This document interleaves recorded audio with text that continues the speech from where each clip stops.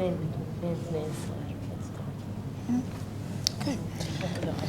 Welcome everyone. Is this working? Yeah. Welcome everyone. Ramadan Mubarak for those who are observing, and thank you for coming despite it's the first day of Ramadan here in Lebanon, or because it's the first day of Ramadan and you want to kill some time. But in any way, thank you for coming to this event titled The History of Arab Travelers. Our, of course, distinguished speaker today, or panelist, the only panelist, is Tim Mackintosh-Smith, who is currently a Library of Arabic Literature Fellow at the New York University, Abu Dhabi. I will introduce him shortly, but first I want to say that this event is sponsored and organized by the Sheikh Zayed Chair for Arabic and Islamic Studies. I'm Bilal Orfali, the Sheikh Zayed Chair.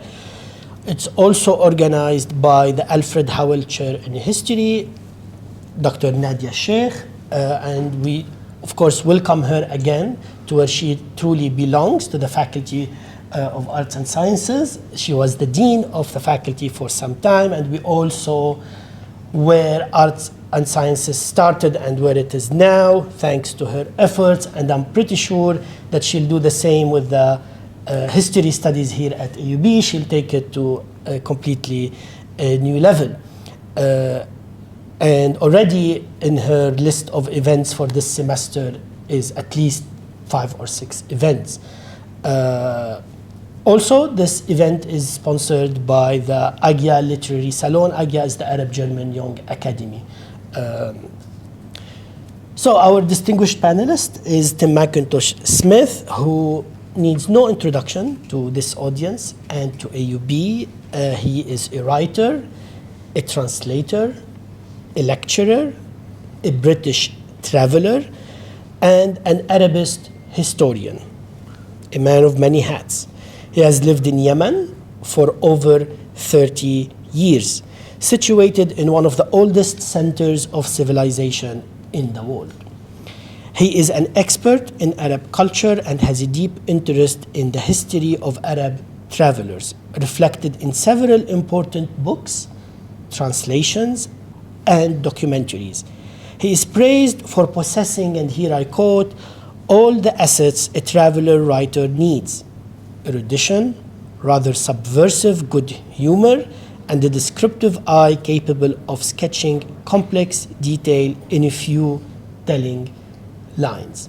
Please join me in welcoming Tim Mackintosh-Smith to AUB. Shukran. So we'll be both asking you questions. It's a conversation. And our first topic is about your path, your trajectory as a scholar, but also as a traveler and as a writer. And tell me more about beginnings, right, al-bidayat, and how you transitioned from scholarship to study music and also classics. You studied classics, Latin and Greek at Oxford University. How did you transition to discovering and later immersing yourself in Arabic literature? Well, let me say first of all, let me say first of all, thank you very, very much for bringing me here. If people know me for anything, people tend to know me for following Ibn Battuta, and I have never followed him to Lebanon. It's my first visit. It seems like a terrible confession to make. And I knew, even as the plane was flying in over this sort of gleaming coastline, that I would like it. And I can see why you all love it. And so thank you so much for bringing me here. Bilal, Nadia, your respective chairs, and yes, happy Ramadan, everyone, whether you're celebrating it or not. I think, I hope it brings some kind of sakina, some kind of something to quieten this world which is so beset by evil at the moment and problems. So let's hope that will spread across everyone, whether you're celebrating and fasting or not. And Yes, all right, to turn to your question, how did I get into Arabic? Well, I like to remember when I was very little, I was ferreting through a kind of bureau of my father's, and I found this little red lump, which was a bit like a sort of red fuss, like a sort of ringstone, a bit heavy. And I said to my father, "Oh, Dad, what's this?" And he said, "It's the blood of an Arabian dragon." And to cut a long story short, my grandfather used to make violins as a hobby, and it was a piece of dragon's blood,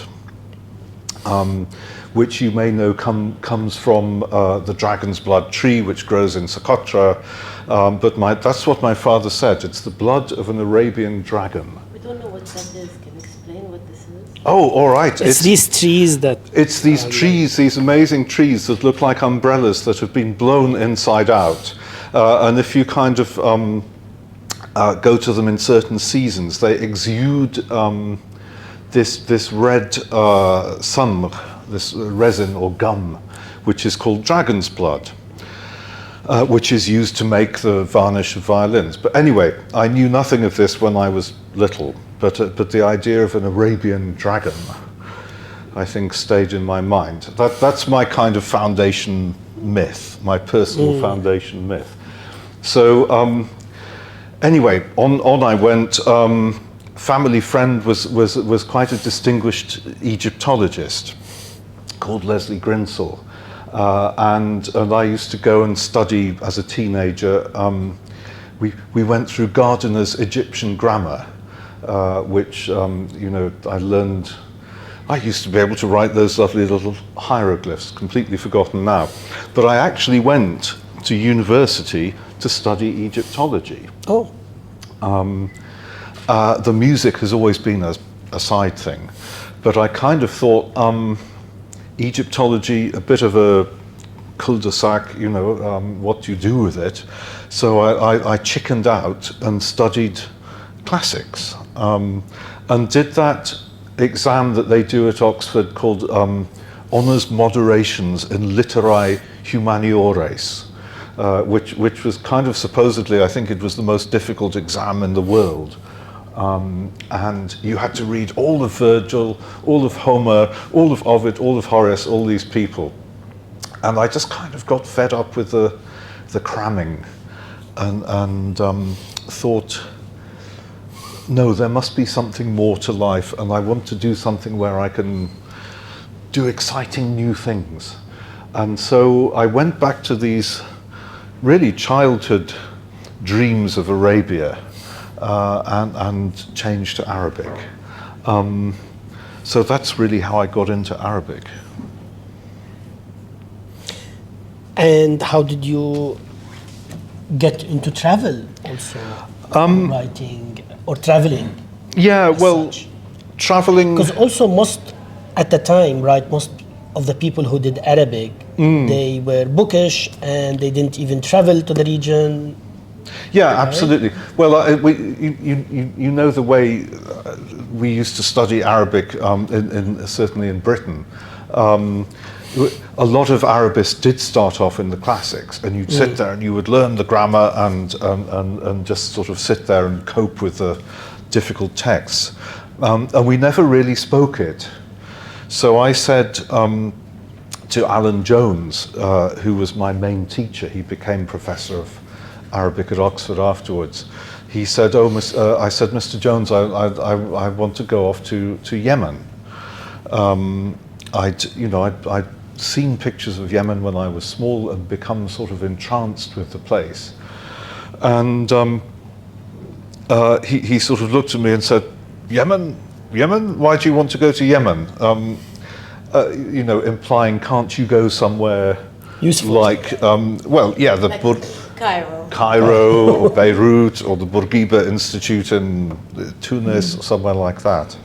And he said, oh, you'll come back speaking some dialect and having forgotten all your fusha. But that's really how I got into traveling in this part of the world. And I went to Yemen, and actually I liked it, and I just sort of stayed there. actually for nearer 40 years, Wow. including through the worst years of this sadly ongoing war. So, yeah, that's my connection with Yemen. Thank you. And travel. I feel I should ad lib. Yes, all right. Nadia. Your rich career combines various fields in an era where researchers tend to specialize. You present I wouldn't say only successful, an incredible model with a career that integrates travel, fieldwork, research, academia, media, writing. How do your works complement and integrate with each other? How did your contributions to documentaries on BBC, for example, contribute to your writing and translation of books, or vice versa? Yeah, good question, because you know really books are words and TV series are obviously pictures, but they actually fed into each other very, very well. I can think of one particular example.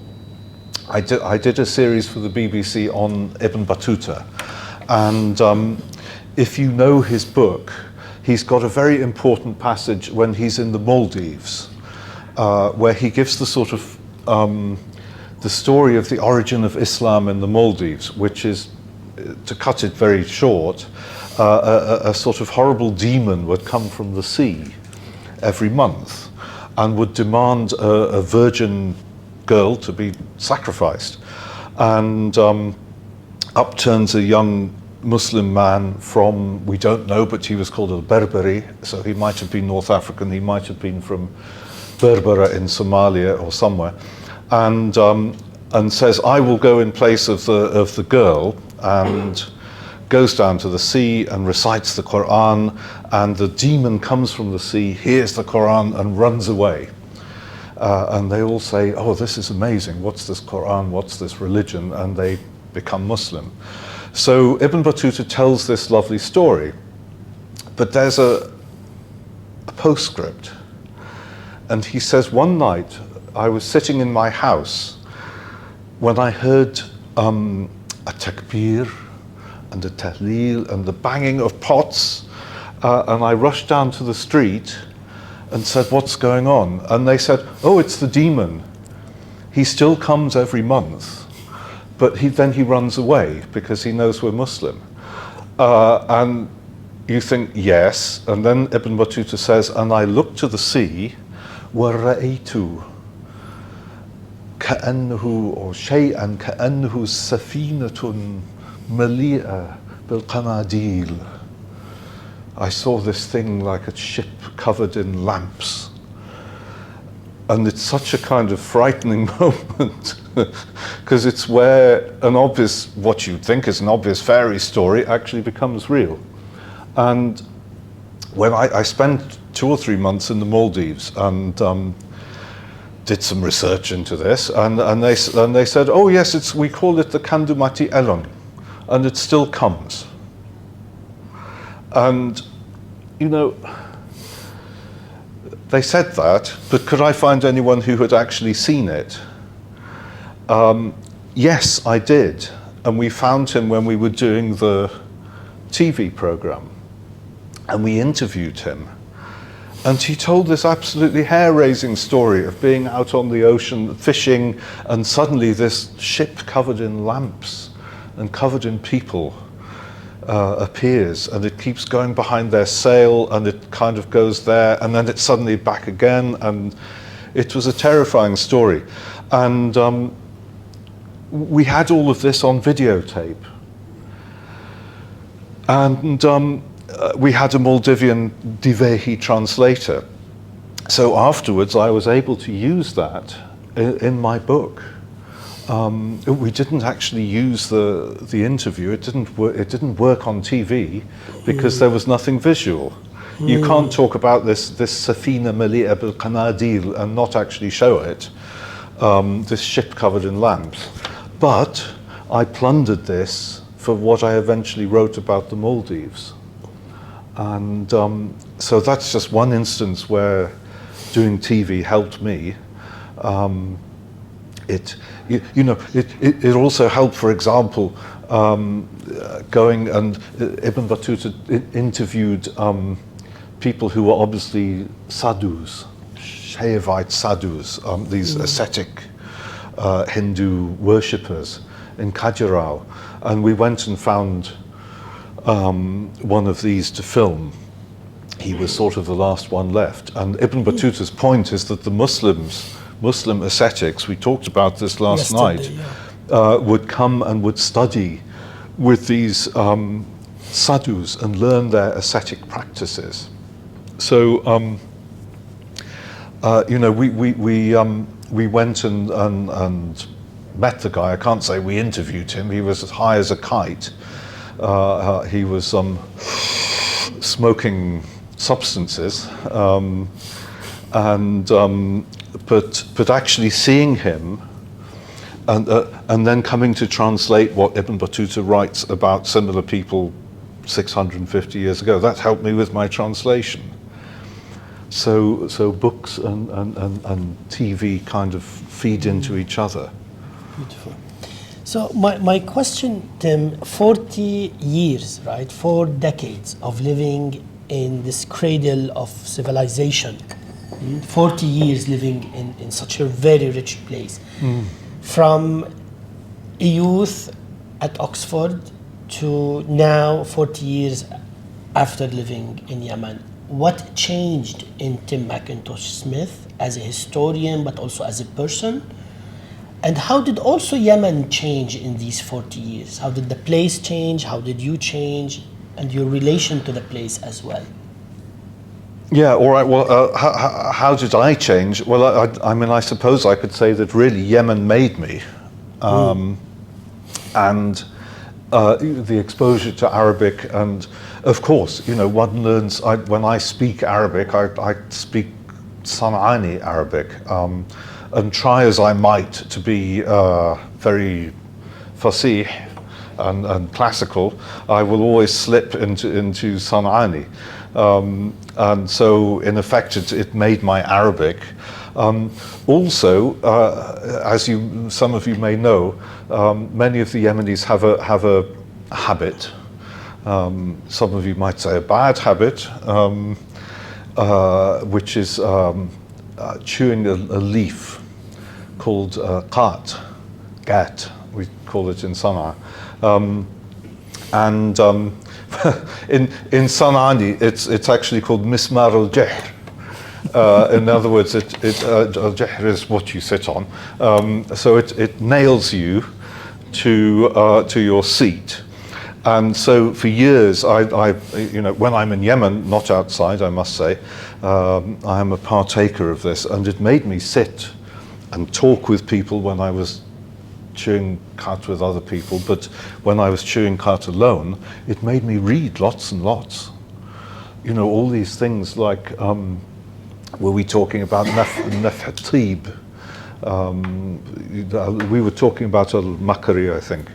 And naf' tib, min ghusn al-Andalus al-Ratib, is a big book, it's like that. But if you chew khat and you're sitting there, you will read it from cover to cover. It really helps you concentrate. And good advice to PhD students. Well, yeah. I mean, what Imam Yahya himself, the former Imam of Yemen, somebody said, "Oh, what does it do to you?" And he said, "Well, للعيون جلاء, وللضعف ذهاب, وللثغور صباغ, زمردي يذاب." So, how can you translate that? I don't know. You're the translator. It gives eyes a clarity, and it takes away your tiredness, it stains your lips with a melting emerald. It sounds rather disgusting, So doesn't Yemen it? made you.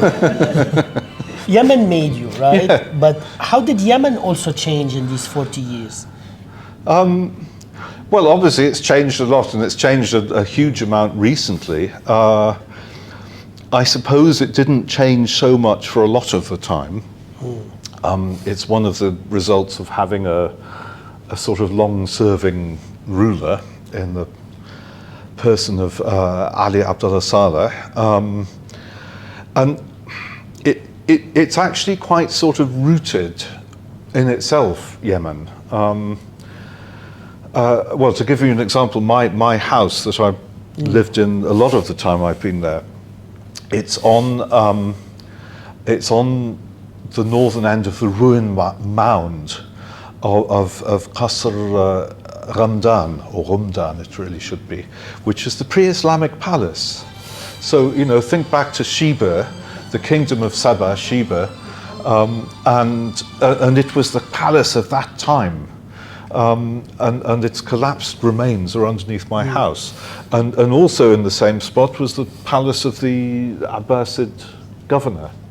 So it's got a lot of history which it's kind of rooted in. Yeah, obviously events more recently have been have changed it, at least superficially. I mean, I think there are sort of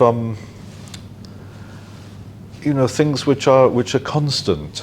There's that famous hadith of the Prophet where he says, what is it? Atakum ahlul Yemen, innahum alyanu quluban wa araku af'ida, al-iman yamanin wal hikmah yamaniya. The Yemenis have the softest, kindest hearts of all. Iman, faith is Yemeni and wisdom is Yemeni. And it's kind of, you know, if you know it, and you know, I know some of you do. There's something very sort of soft-hearted and yeah, and faithful in the best sense, which all this kind of noise and nastiness sometimes of the present, I don't think it will wipe it out. So we're entering now the second group of questions, topic which is travel writing. And my question to you is that travel literature dominates your body of work, oeuvre, right?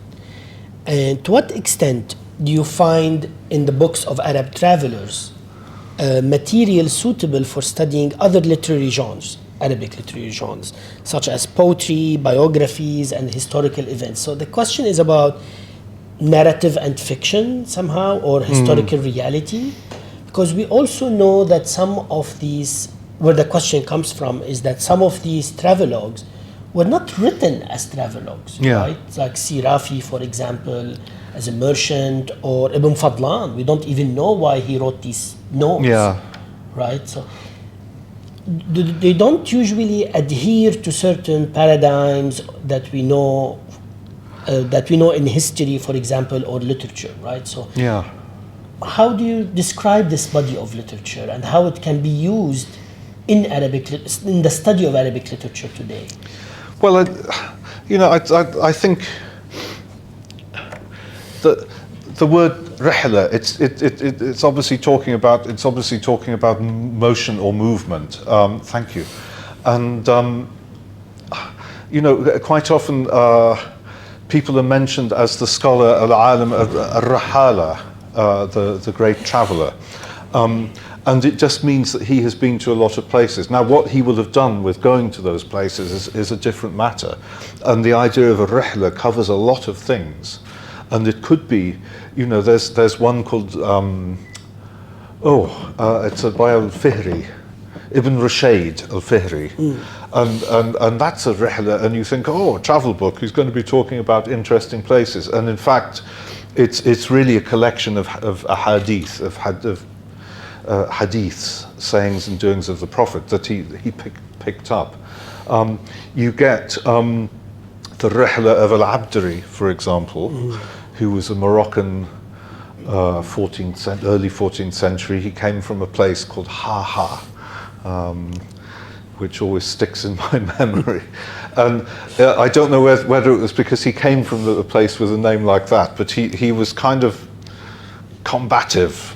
And he really seemed to travel to demolish people. And he said, oh, I went to Egypt and the people of Cairo, they're terrible, and the scholars there are awful. And then I went to Alexandria and they're even worse, kind of thing. So that was a sort of catalogue of criticism. Ibn Battuta is in a sense very unusual, and his travel book is quite what we think of as travel books. It's going to places, talking about them, but also, of course, talking a lot about the people. And for that reason, people did not think he was serious at the time. They thought he was a bit unscholarly. So really what I'm trying to say is that the word rihla, or kitab rihla, it covers so many things. And even within one book, I'm working at the moment on, it's really the autobiography of Ibn Khaldun. And he calls it a ta'rif Ibn Khaldun, وَرِحْلَتُهُ غَرْبًا وَشَرْقًا. So it's a kind of exposition, a biography of Ibn Khaldun and his travels west and east. And this book, it covers everything and anything. I mean, you do get him going to places, but more of it is about meetings with people, and it also functions as a scrapbook. So he's got his passport from the Sultan of Granada. The text of that is there. And this wonderful correspondence with Lisan ad-Din Ibn al-Khatib, with the greatest exponent of saj'a, of rhyming rhythmic prose in his time. And so you get these long, long letters, which when I first started translating them, I thought, oh my God, how do you cope with this? It's so difficult and so rich and allusive and elusive, well, and even elusive. But now I realize it's such an important part of this book, which doubles as a seerah dhatiyah, an autobiography, and a rihla, and a travel book. So, you know, when you're talking about Arabic travel books, really forget genre. It's rihla is a very kind of, it's a portmanteau word.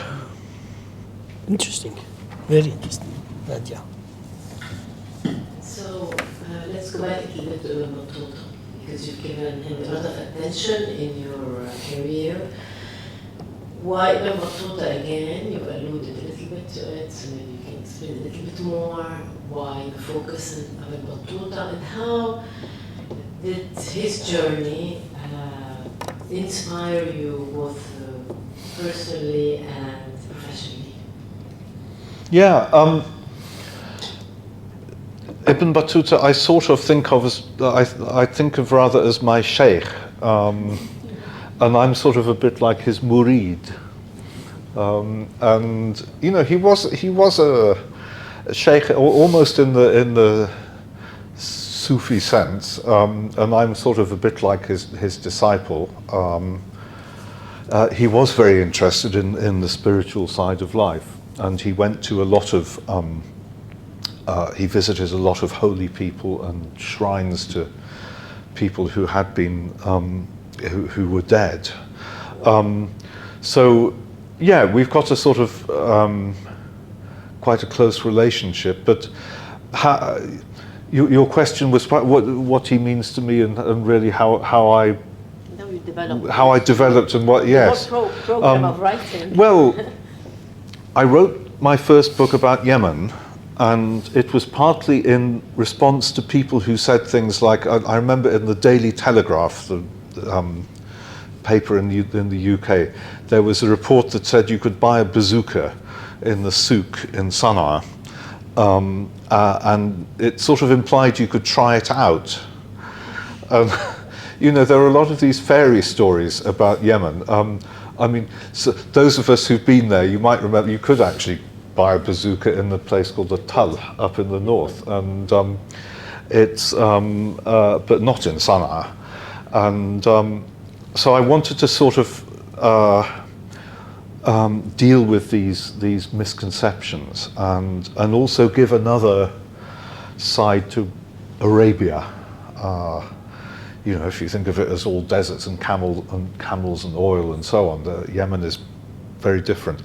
So I tried in that first book to kind of, if you like, explain Yemen to outsiders.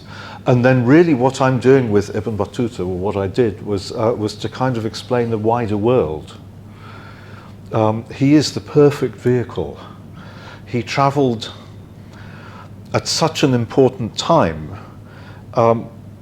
when the Islamic world as it is now was actually being formed. And we all think of the Al-Futuhat al-Islamiyya, or the original formation in the first century of Islam, which was obviously incredibly important. But there was another great wave in Ibn Battuta's time, the 13th, 14th centuries, when Muslim merchants, scholars, travelers were going out, particularly around the Indian Ocean and across the Sahara down into sub-Saharan Africa, and really forming this great arc of culture and language. And Ibn Battuta was sort of surfing the arc, if that makes sense. And I realized that he was actually a very good vehicle for talking about the wider Arab Islamic world. And well, the other thing is, when you travel with as I did, with a traveling companion who has been dead for 650 years, and you were looking at what he was looking at and trying to find the exact things that the very cave that he visited and the very hole that he lived in Delhi when he fell out with the Sultan, and he ended up sort of staying in this hole in the ground, and I think I found it. And when you're doing this so intensely, in a sense, the time falls away. It sounds a bit whimsical, but if you think of time as the sort of fourth dimension, traveling with an old, defunct, dead traveling companion, in effect takes the dimension of time away, and you begin to see the sort of patterns and the shapes that go across time.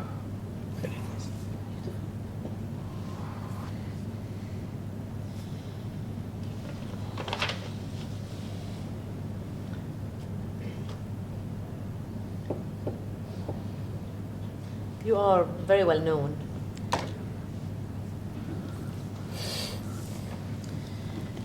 for appreciating the diversity of Arab cultures and their differences, and for emphasizing the importance, of course, of the Arabic language. What is the source of your appreciation for this Arab uniqueness? Can we say that you inherited it from Arab travelers, from Tuta, from others? Something about your connection with the language. Yeah, the language. I mean, it really is the most important thing for me, because I'm not actually sure that you can talk about Arab uniqueness as such. I mean, I think. As a historian of sorts, among other things, you can't look at everyone as being the same. Obviously, different circumstances, different periods, and so on. But I think you can make comparisons between Arabs and different peoples at different times. I've tried to do this in my history, and I've mentioned really that the formation of being Arab was partly in contradistinction to being non-Arab. So you get your Arab and your Ajam. And, you know, we do have other examples of peoples forming like this, or identities coalescing. I mean, you get the Arya and the, whatever they're called, the Mlecha, I think, in India. And so, yeah, I don't think the process is unique. I think, you know, in some senses, there's something similar between the formation of what you could call the Arab Empire and, it sounds a bit weird, the British Empire as well, in the sense that both were people from small islands. Well, actually, no, Al Jazeera Al-Arabiya, it's not small, but the population was small, and it's a bit out on a limb. And you know, Britain is certainly out on a limb. It's the end of Europe, and yet both of us managed to have quite a wide effect.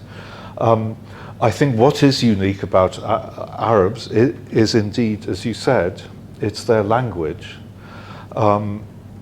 And of course, it's not unique as a language because there are other related languages. But the consciousness about the language, the consciousness, the self-consciousness, and the power of it. And I think there's something almost. I don't know. I don't want to be accused of using sort of gendering in the wrong way or something. But there's almost something a bit masculine about Arabic, the way that it sort of inserts itself into different, so, you know, like look at Swahili and look at, you know, Malay and other things where Arabic has sort of inserted itself and it's projected itself. It is so strong and so irresistible, if you like.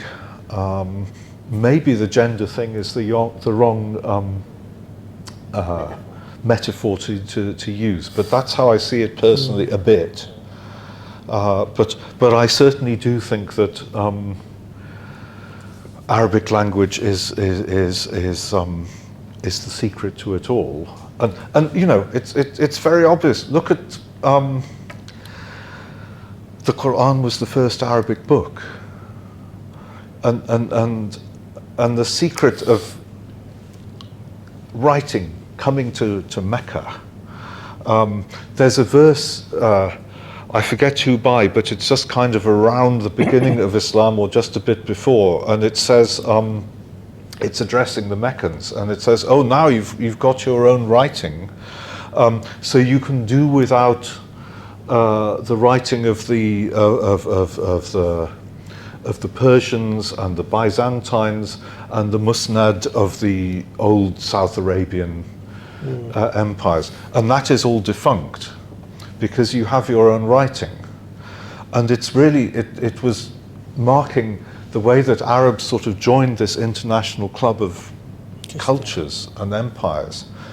And then, you know, fast forwarding ahead to the 19th century, if it had not been for Arabic and the interest in Arabic language and literature, would there have been a nahda, an awakening, an Arab awakening? I don't know. Do you think there would?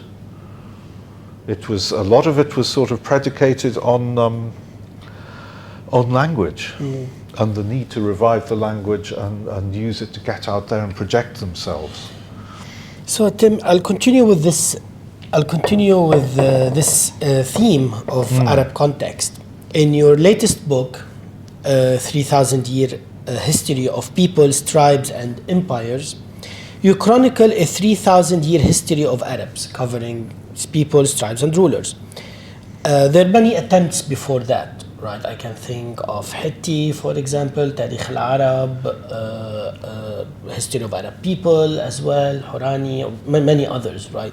What sets this history apart from others previously written in the subject, right? What is your take to this? We were discussing this yesterday, and I think you corrected some misconception that I had about the book, right? So I'll let you talk I about don't think you this did, perspective. but I don't remember you had a misconception. But maybe I sort of stressed things that you hadn't. No, the misconception what that was I the had, misconception? to me, the book was fascinating in how you talk about urbanism versus the countryside, the clash between the two, the role of the Arabic language, etc. But I also found it unfair to the Ottomans, right? And, All right, yes. but then you clarified this to me by saying, for example, well, it's a history from the side of Yemen, from the perspective of Yemen. Me living in Yemen, the Ottomans were not important. Well, they were. I mean, they did occupy. No, that was a very good point. The Ottomans did, of course, occupy Yemen for 2 periods, quite long periods. But no, I think it's quite easy to sit in this part of the world and have this sort of wajhat nazar, this point of view from here. And of course, it's very easy to sit in a library in the West somewhere, and in Oxford or wherever, or Harvard, and so yeah, I did have a different perspective, well, first of all, I was asked to write a history of Arabs, so. A lot of histories of Arabs, or the Arabs, tend to devolve into histories of Islamic culture and other things. So I wanted to keep a tight focus, and that's partly why the poor old Ottomans didn't get such a look in. Also, I mean, somebody like Eugene Rogan,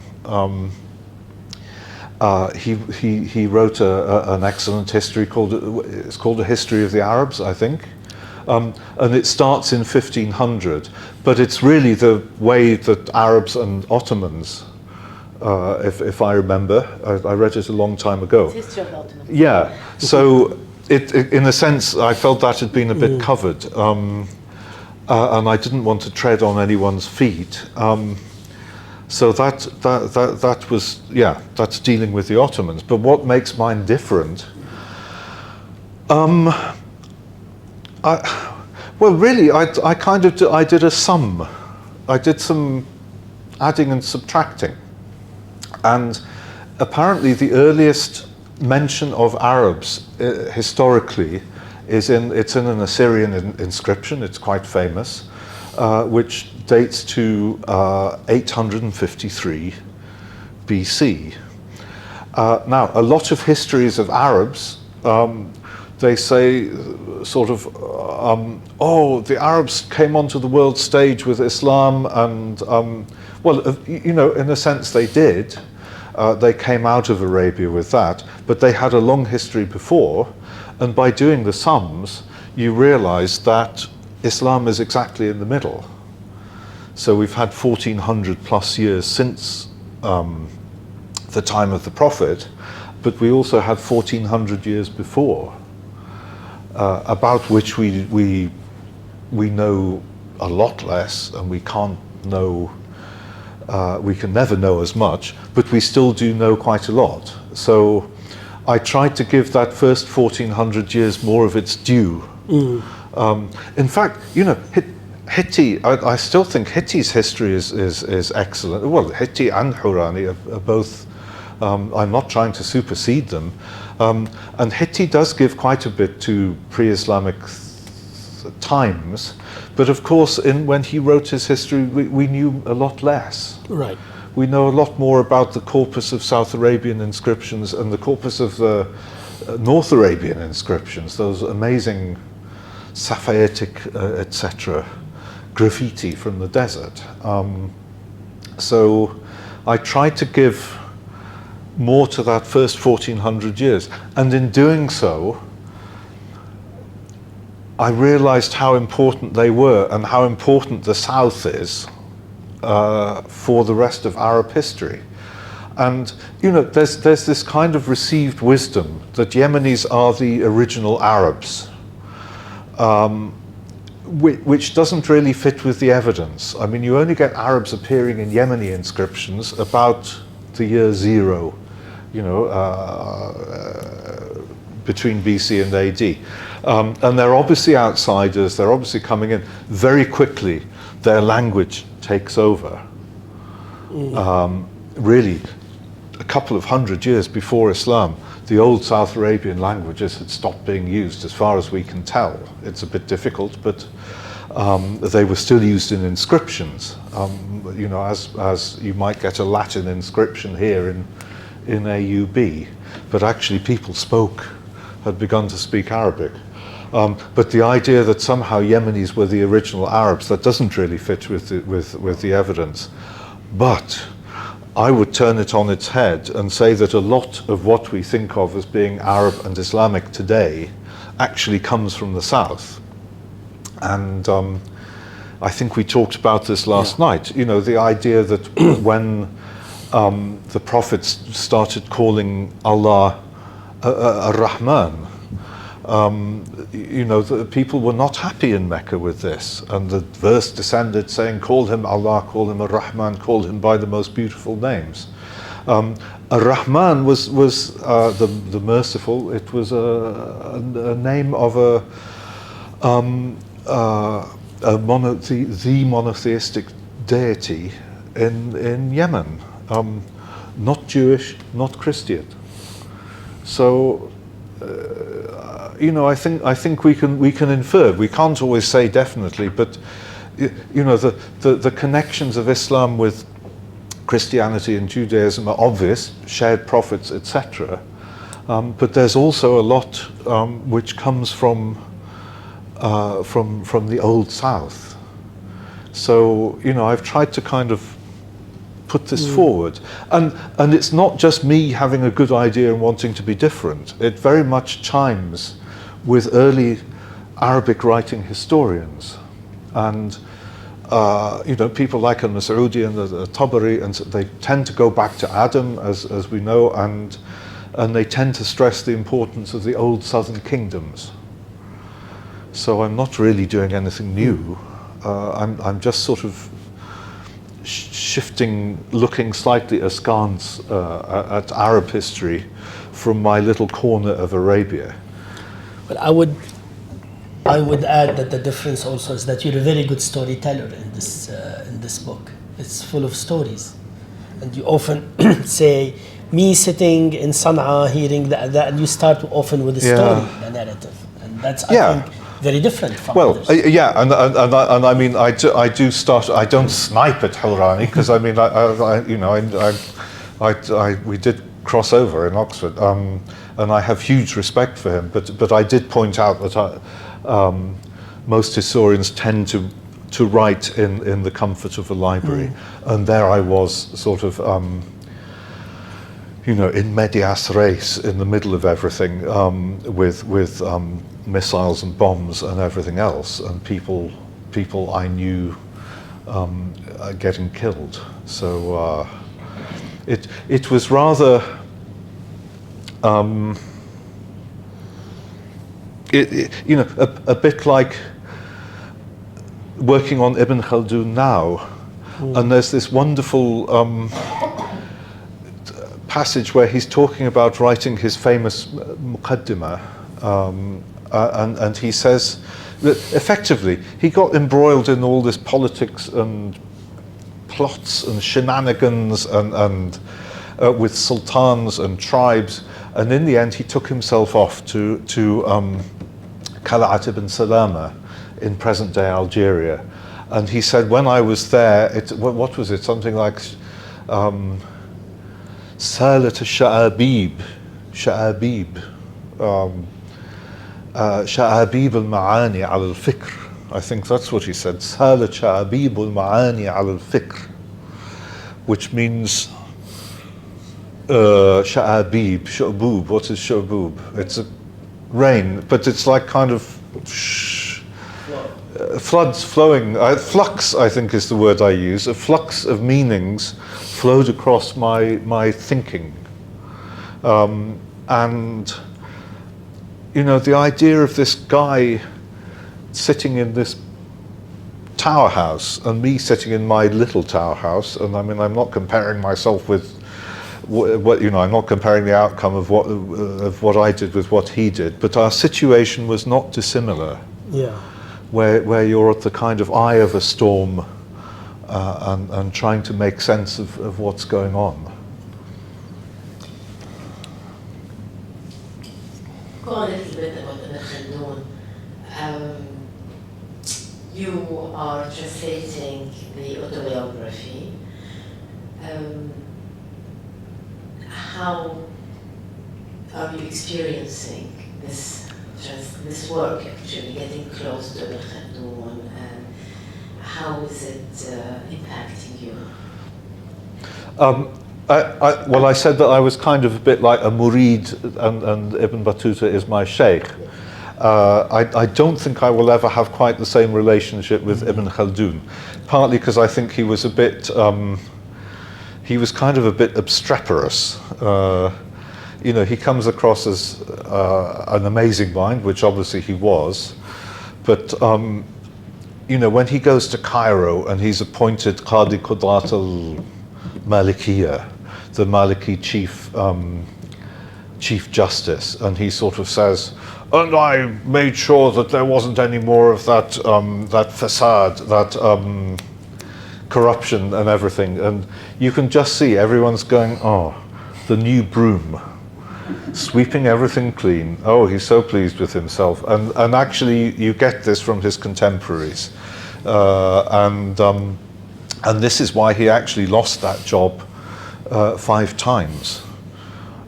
He must have been good at it to be reinstated 5 times, but he was actually Maliki Chief Justice of Cairo, of Egypt, 6 times in all. So I don't think I will have a personal. No, I love him because he's such a good writer and he's such a brilliant man. But if I could choose between having dinner with him or with Ibn Battuta, I think I would choose Ibn Battuta. If you could choose between the two of them to give a talk here, choose Ibn Khaldun, obviously, yeah. But I think,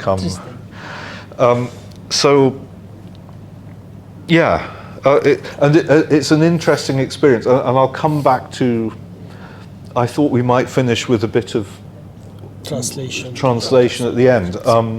Actually not from Ibn Khaldun, but I'm up against, as I said, all this correspondence with Ibn al-Khatib, his contemporary, and other people, which is very, very rich. There's a letter embedded in this autobiography where the Sultan of Tunis has given a present of horses and slaves to the Sultan of Granada, and Ibn al-Khatib writes a thank you letter, and it's not just thank you very much for your excellent present. It's 30 pages long, and he describes every single horse in great detail. It's sort of, I don't know,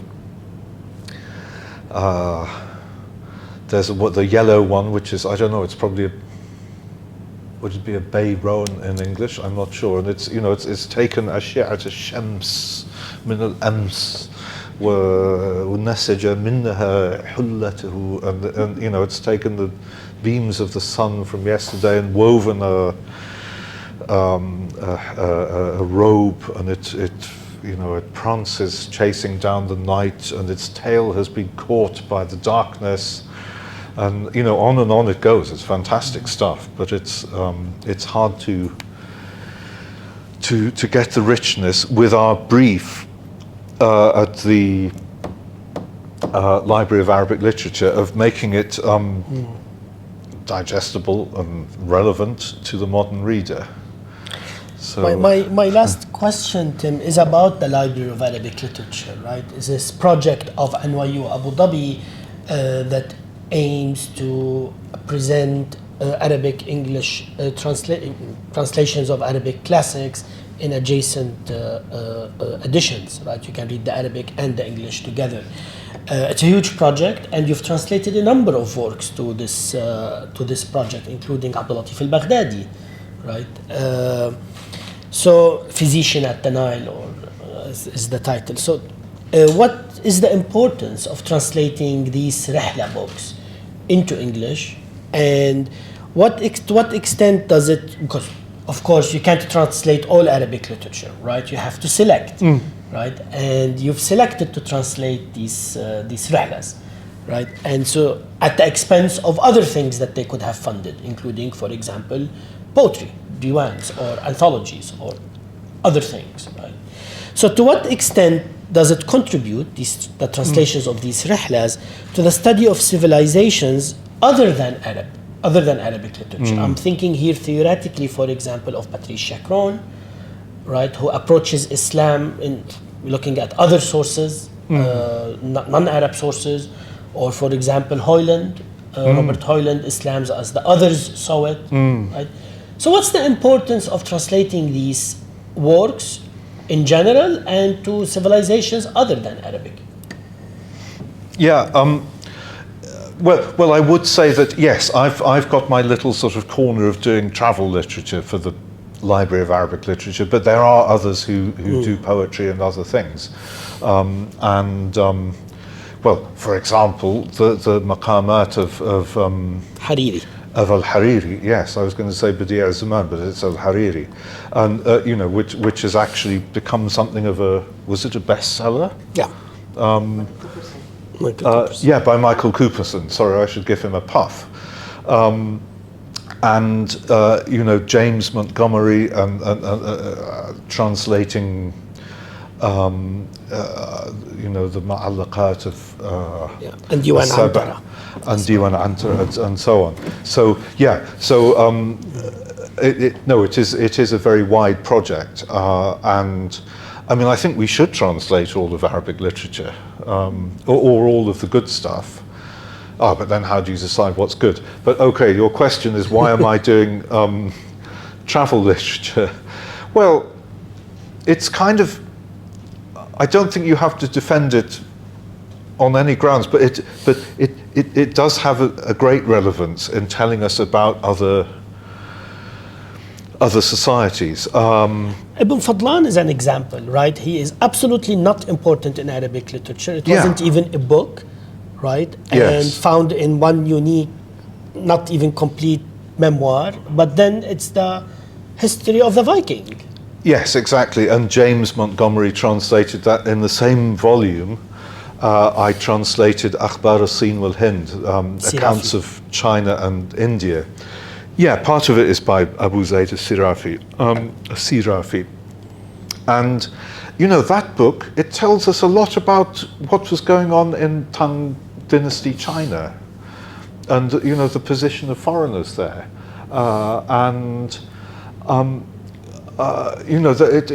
It has Tang Dynasty administrative bureaucratic terms, Chinese terms in transcribed into Arabic. They were a pain to sort out what they meant, but so I had to get help from Zvi. So yeah, they open windows onto other worlds. Look at Ibn Battuta. You might say the Maldives are insignificant in terms of land area, but we wouldn't know nearly as much about their history if we didn't have Ibn Battuta, who actually married into the ruling family and sort of tried to foment a coup. It was one of his less successful moments. But we know a lot about the Maldives from him. We know a lot about the Empire of Mali, and to get that outsider's eye, it's tremendously important. And the people who were traveling at that period, well, a lot of people were traveling, but particularly it was Arabic writers of Arabic. So we get these sort of windows into other cultures and other histories. Well, Ibn Battuta, for heaven's sake, he spent 10 years in Delhi. So we have an outsider's eye on the what's called the Delhi Sultanate, a kind of, if you like, a predecessor of the Mughals, and it's it's mind blowing what he tells us. So there's all of that. And you mentioned that I translated Abdul Latif al-Baghdadi, his book on Egypt, which he wrote in about 1200. And he was, I was going to say a proto-Egyptologist. No, he was a sort of fully formed Egyptologist. There's a remarkable passage where he's talking about the Sphinx, Abul Hol. And he talks about it before that naughty man who was called appropriate to remember his name on the first day of Ramadan. He was called Sa'im ad-Dahr. But he was some kind of zealot who went and knocked the nose off the Sphinx after Abdul Latif was there. And Abdul Latif describes the Sphinx's face. As a physician and an anatomist, and the description is beautiful. A smile plays upon the lips and brings this huge and stony face to life. And it does not matter that the proportions are much greater than anything we know in real life, because he has captured the spirit of the living face. And we don't get that again, really, until the time of Napoleon. And a lot of people tend to think, modern Egyptology was founded by the les savants, the scholars who went with Napoleon. But there's a passage in I think it's Vivant de Nantes, who was an artist and one of that team with Napoleon, which is it's almost a translation from Abdul Latif. And there he is appreciating the beauties and the anatomical correctness of pharaonic sculpture. So, these books, they really open windows onto unexpected worlds. And they're seen, because they are seen by outsiders, they are removed from local prejudices and politics.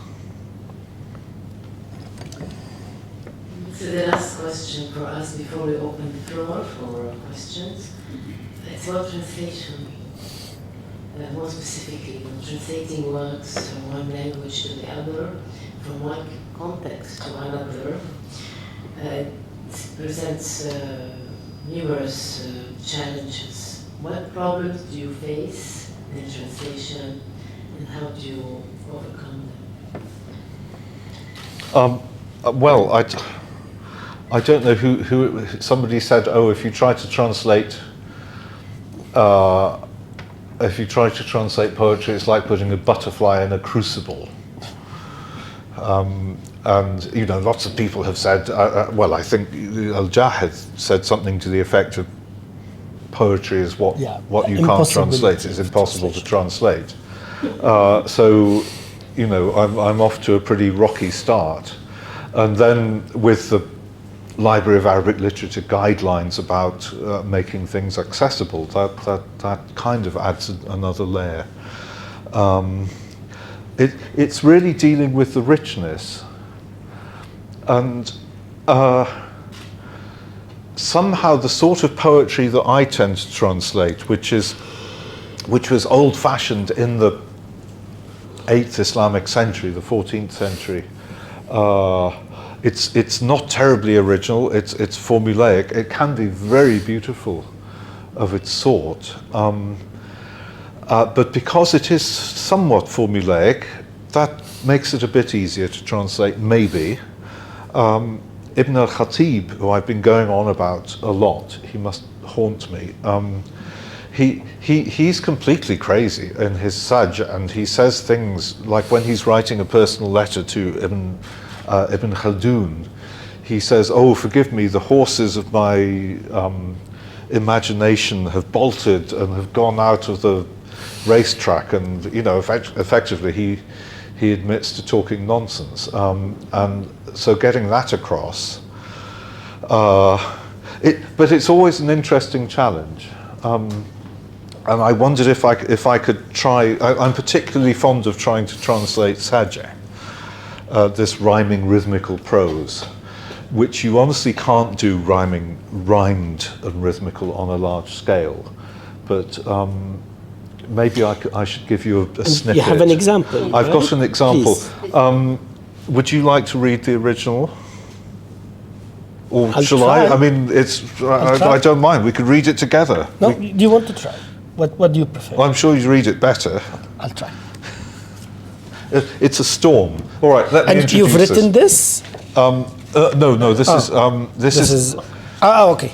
This is Al-Makari, who is famous for writing. Okay. Let me explain this. It's Al-Makari who was famous for writing this great compendium of memories of Al-Andalus, of Islamic Spain. And in the beginning, in the introduction, he finds himself on a ship traveling to Egypt, and the ship gets into a storm. So this is you can read it stormily, Bilal, if you... وأيسنا من الحياة لصوت تلك العواصف والمياه فلا حي الله ذلك الهول المزعج ولا بياه والموج يصفق لسماع أصوات الرياح فيطرب بل ويضطرب فكأنه من كأس الجنون يشرب أو شرب فيبتعد ويقترب وفرقه تلتطم وتصفق وتختلف ولا تكاد تتفق فتخال الجو يأخذ بنواصيها وتجذبها أيديه من قواصيها حتى كاد سطح الأرض يكشف من خلالها وعنان السحب يخطف في استقلالها وقد أشرفت النفوس على التلف من خوفها واعتلالها وآذنت الأحوال بعد انتظامها باختلالها وساءت الظنون وتراءت في صورها المنون والشراع في قراع مع جيوش الأمواج التي أمدت منها الأفواج بالأفواج ونحن قعود كدود على عود. شكرا يا In English. In English. Would you like to read it in English? So this is oh gosh, getting old. What with the din of storms and waters, we abandoned hope of getting out alive and well. May God give neither life nor succour to that fearful swell. The waves applauded when they heard the voices of the winds and raved and came to blows as if they'd drunk a draught that sent them into frenzy's throes. Now far, now near they rose, waves in squads at odds with one another, clapping and slapping, dashing and clashing with one another, until you'd think the hands of the air had grabbed them by the hair and dragged them from their deepest lair. And you'd all but see the bed of the sea between those waves laid bare, and their crests flying high to wrest the clouds from the sky in their snare, till fear and illness made each soul confront destruction's stare, and all resolve threatened to dissolve in despair. And imagination conjured up the worst that could be feared as death in every shape before our eyes appeared. And the sails barged in pell-mell to brave the armies of the swell that charged us wave on wave, while there we sat, each one of us storm-sick and helpless as a tick upon a stick. So, Hadudin ala Oud. And that, as we were saying, I think it's Al-Khalifa Umar, who in the time of the Futuhat, the original Arab conquest, he said to people, don't go and cross the sea, only go where you can go on your camel, because if you go on, people who go on the sea are kadud ala oud, and this is, you know, like worms on sticks, or like a tick on a stick. And this is, you know, translating this, you sometimes feel that you're like a didan ala idan, like worms on sticks. a bit kind of lost. We have time for some questions from the audience. Some questions, comments? Yes. Hello. Hello. Thank you all for the lovely talk. My name is Talal Shami. I'm a media grad from UP. I really don't need this. Okay, thank you. My question is, sir,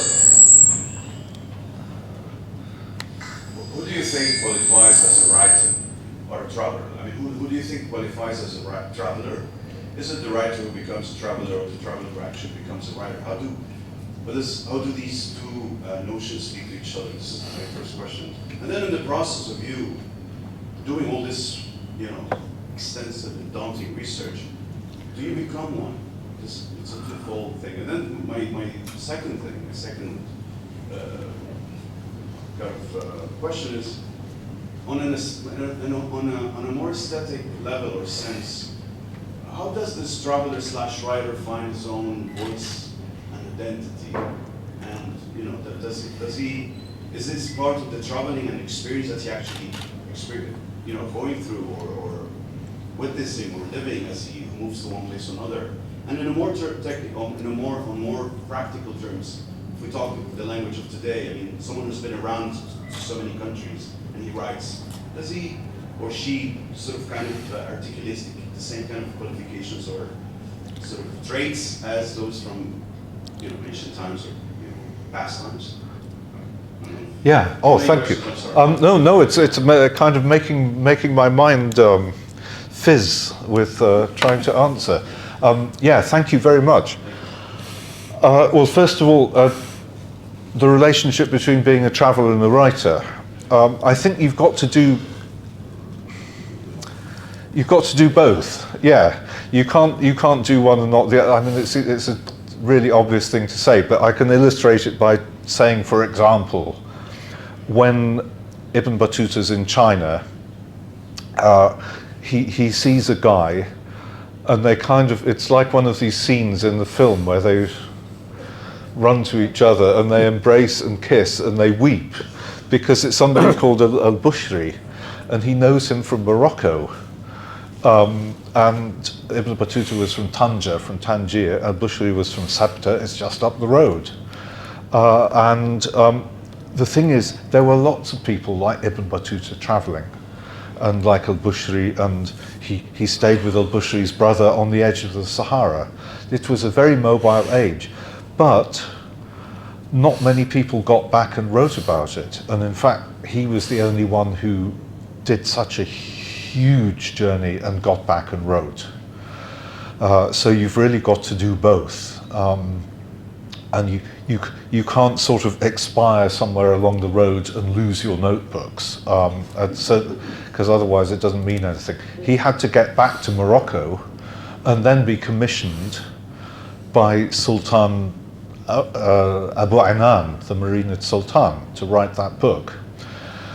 And then you asked about, so yeah, you can't really be one without the, well, of course you can be a traveller or you can be a writer.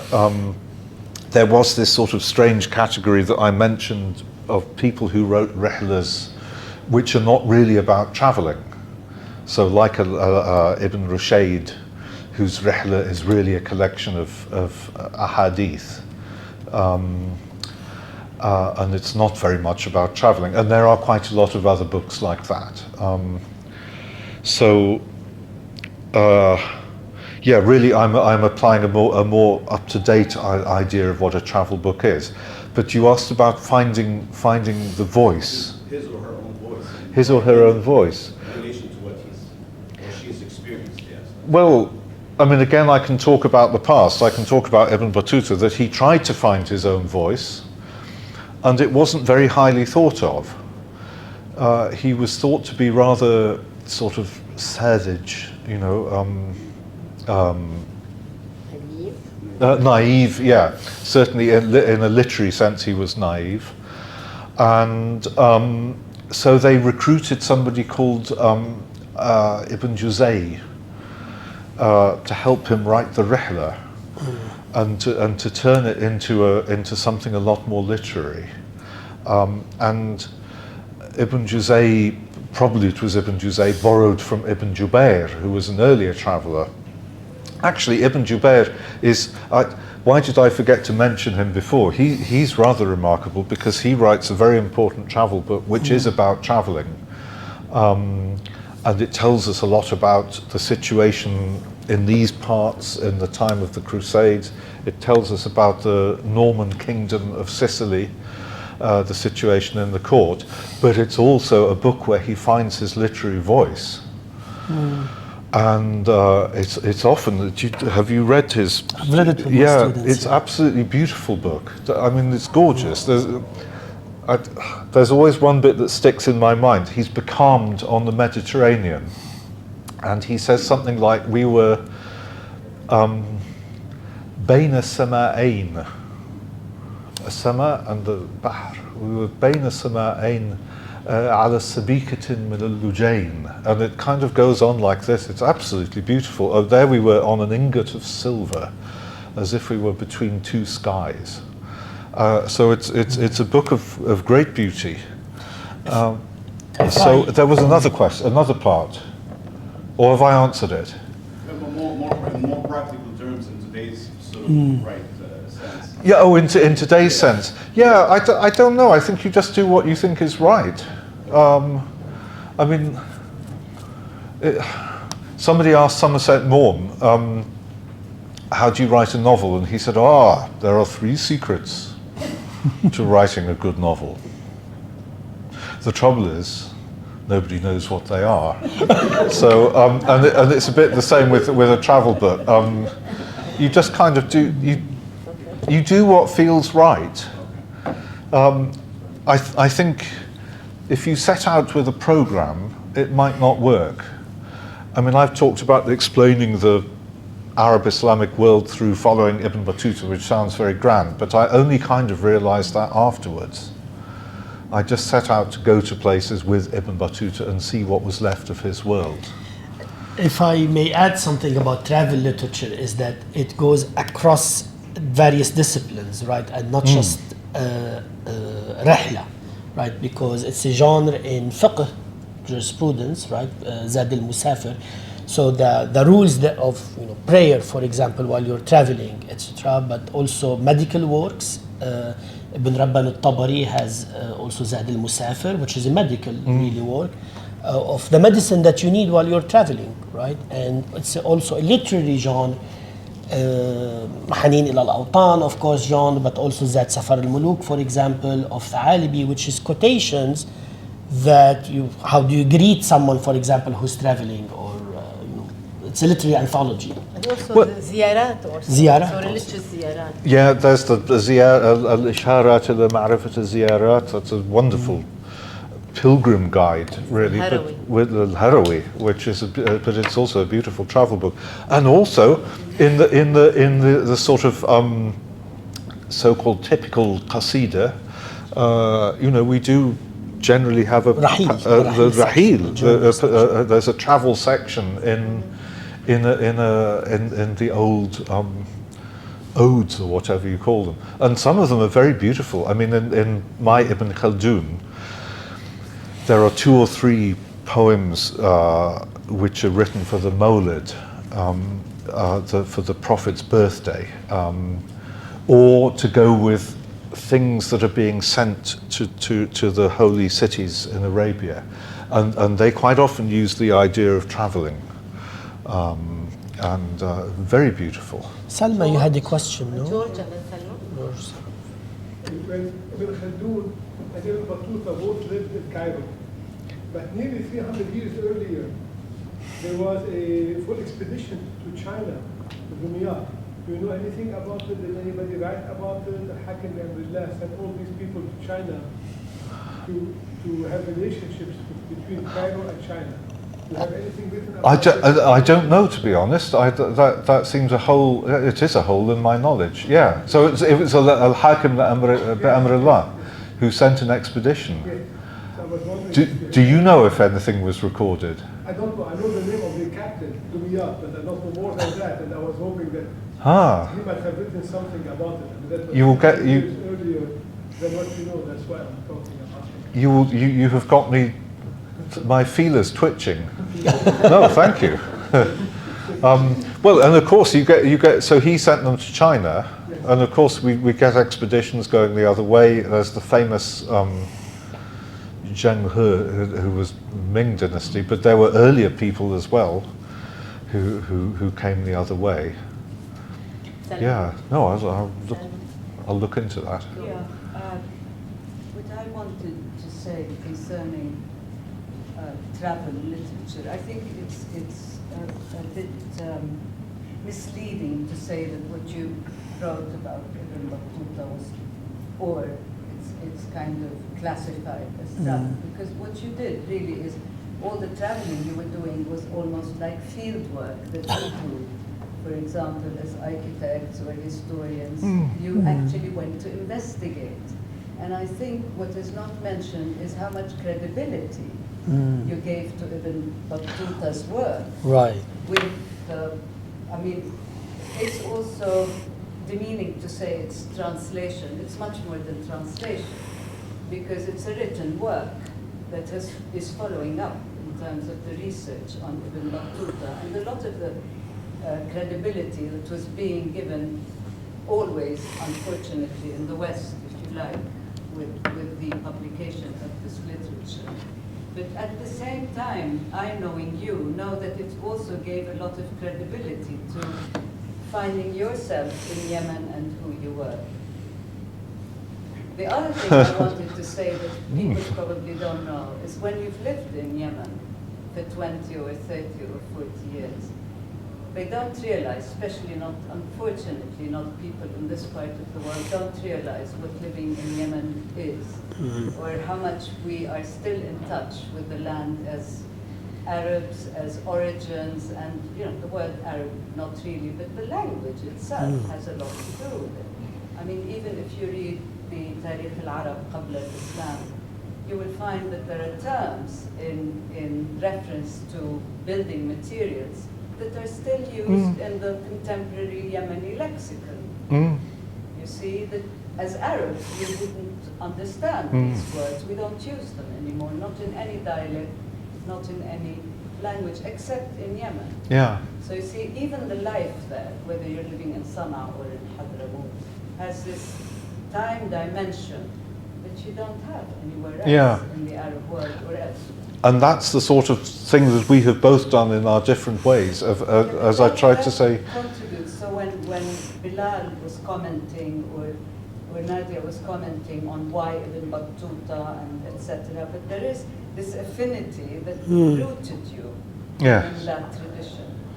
Yeah, and I must say, I'm not really joking when I talk about the Sheikh and the Murid. He was questioned a lot. He was questioned in his own time. Ibn Khaldun writes a famous passage about the credibility of Ibn Battuta.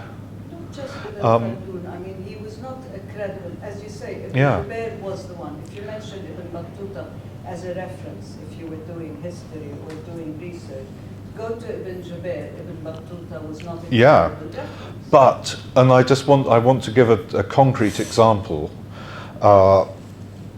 where he talks about witnessing a sati ceremony in India, where the widow of a Hindu warrior burns herself on the funeral pyre of her late husband. And he saw this, and it obviously affected him. Well, who wouldn't be affected by horror? And it sort of seared it into his brain, and he describes the scene very vividly. And I went to great lengths to find the spot, and it's still there. And it's still, he says there was a tank of water between 4 small temples, and it was overhung with trees so densely entangled that the sun hardly penetrated. And the same trees are there. I mean, wallah, they are the same trees. They're much older than Ibn Battuta. And you could follow him down the way they went down the path to the very spot where the funeral pyre was. And I'm not kidding, there was a stone there that was still blackened by fire. Now, I'm not claiming it was from a fire from 650 years ago, but that was the very case. And And what he didn't do, or what he didn't see, but I saw, was an enclosure of, I think they're called sati stal, and they're little temples to these women who have become absorbed in the deity, and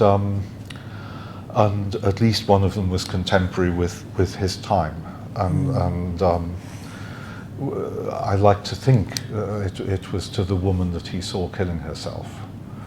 And then another one. He remembers the inscription in the great mosque in Male, in the capital of the Maldives. 15 years later, he remembers it with no notes, and you can go. It's still there. You can go and read it, and he gets it absolutely right, except for a non-Arabic name that he gets a bit wrong. He's usually accused of fabricating his trip to China. Right? That's the usual all right. accusation in Western academia. Yes, and I don't doubt that he went to the coast. Whether he went to Khan Balak or Beijing, there are questions about that. Being a fan of his, I would always accuse Ibn Juzay of adding these bits on. Questions? Yes, yes.